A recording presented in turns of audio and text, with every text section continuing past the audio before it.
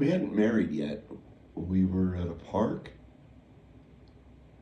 I don't know why I want to say TB Lake. Is that a park around these parts? Yeah, it should be. And I should know it. Many years ago now.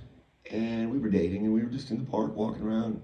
I found this piece of fishing string wrapped all around this tree. And I thought, somebody out there's casting like I cast, I guess. I don't know. There was nothing left on the end of the line but a steel hook. Nothing, no lures, really. Nothing shiny. I wrapped this piece of string because it just was something to do. I'm always looking for something to do.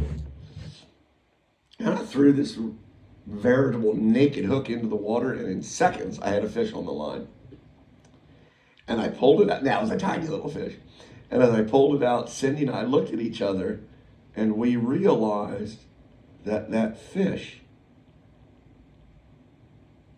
was symbolic. I can't really word it any more than that.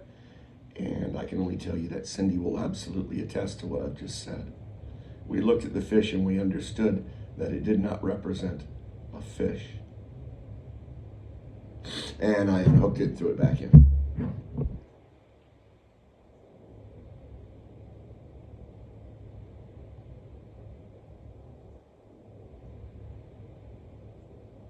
I used to take the money that I would make from Smitty. He's built a lot of his monies in this house. As I was moonlighting the government, I'd be doing this on the side. And I would take the Smitty money and I would fan it out on the table like a card shark. No, not card shark, although that's acceptable. Much like thee is acceptable for you. Let me help you here, a little King James. It'll make it easy for you.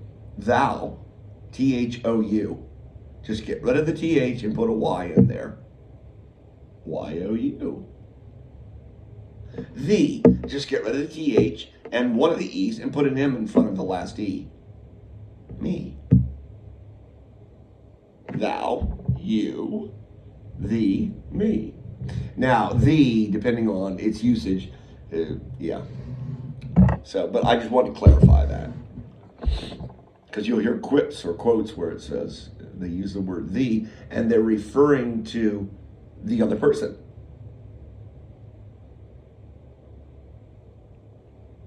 TMI? Yeah.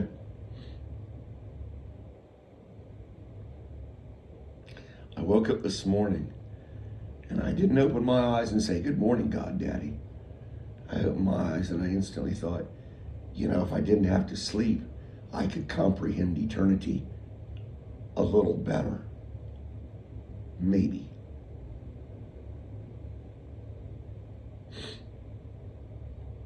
In lieu of "Good morning, God, Daddy." And when I got over to the window, it wasn't the quick "I love you" like a little kid running away. I got on my knees and I said, yeah, if I didn't have to sleep, I would be able to understand your words a little better. When you say, "I am." Amen. Because you see, you wouldn't have to die every day and then be reborn. It would be a constant now. There. I hope I've helped someone. I'm pretty sure I have. As these thoughts now come to me, they are enhanced, and I know it.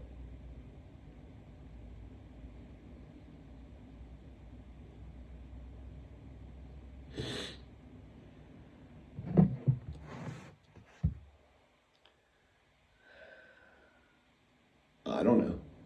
Yesterday morning, I just got up early.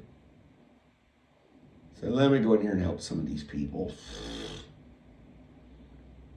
And when I go into that workroom now, I go in there with an intent, a motive. I go in there making sure I understand that I'm going in there because I choose to.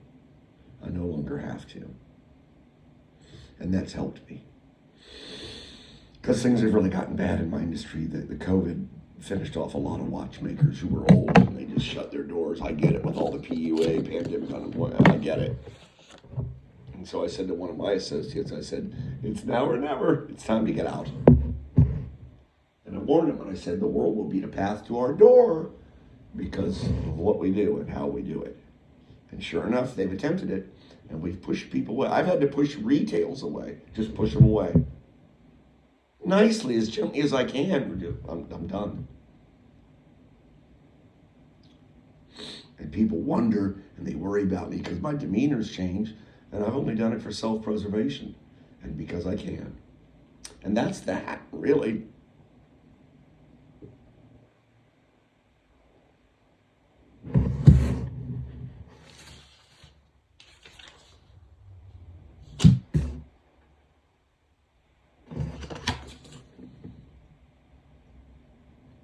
Do not take your children to Build-A-Bear this holiday season.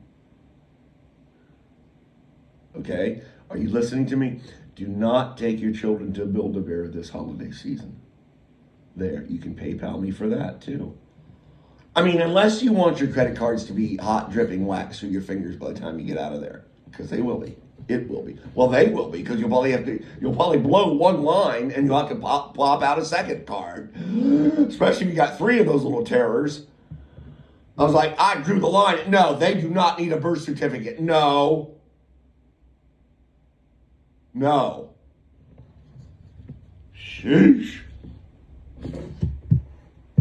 The birth certificate wasn't included, obviously. It was an extra charge for the certificate. And I was like, I don't think so.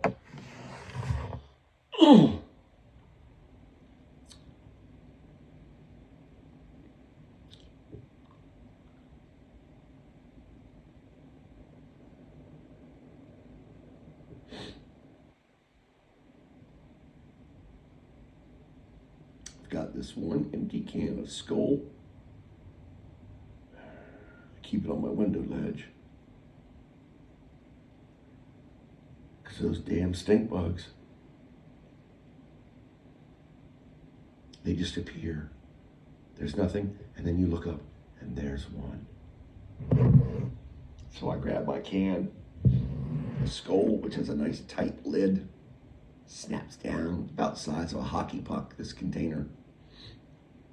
I crack the lid. I go up under the stink bug quickly, use the lid to pop him, to knock him into the bucket, the bottom, and then I close the lid again real quick because at least one of them has sprayed in defiance.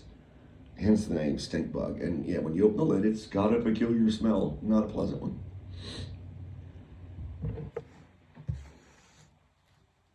And so I'll summate with this.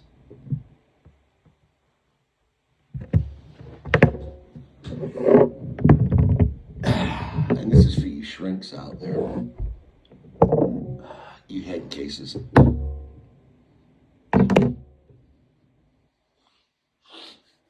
This is probably the most important part of this post. In fact, I'm sure of it. Ugh. As I would quickly open the lid to the container to introduce another stink bug to its sensory deprivation tank and its ultimate death by asphyxiation, because they breathe oxygen too. Be grateful that it's only 21% in the atmosphere, or you'd probably be looking at dragonflies with wingspans of at least 3 feet. And they don't miss when they hunt.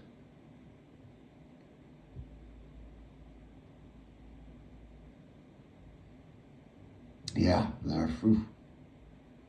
You ever been bitten by a praying mantis? I have. And I'm like, ow, how can you? Because I'm stupid enough to feed them honey on a toothpick. Don't ask me why. I love animals. And then sometimes they get a little too excited. And they're like, that toothpick ain't enough. I need your finger too. Yep. And they'll lay into my finger and I'll be like, ow. And I marvel. And I look at the size of this little bug and I go, yeah, if you're a little bug, you're done, because those were like razors. It didn't break my skin because it's too big. More Fortunately for me, the end of my finger's just too big. This man just can't really get a hold of it. But he tried.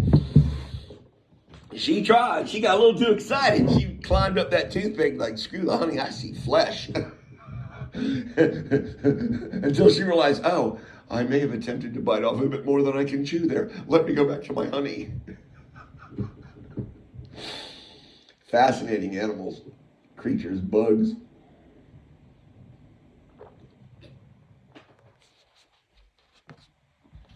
Yeah, sorry, a little side shot. Now the main reason for this post.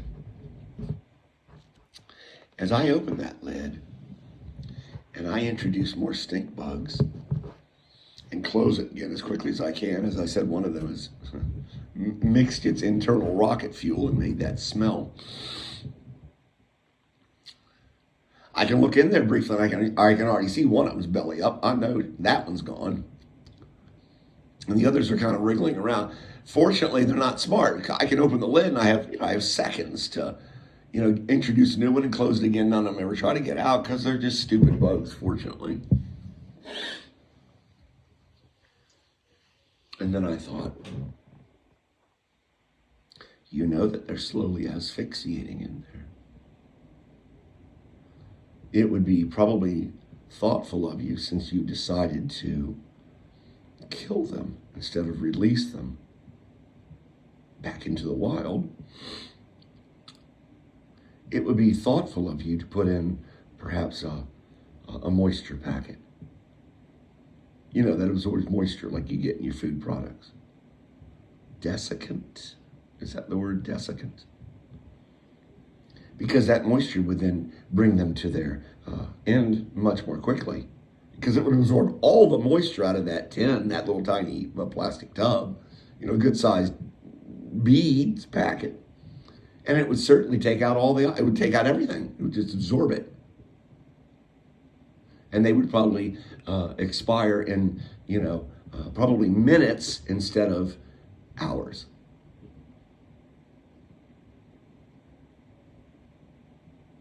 And then I thought, no. Let them die slowly.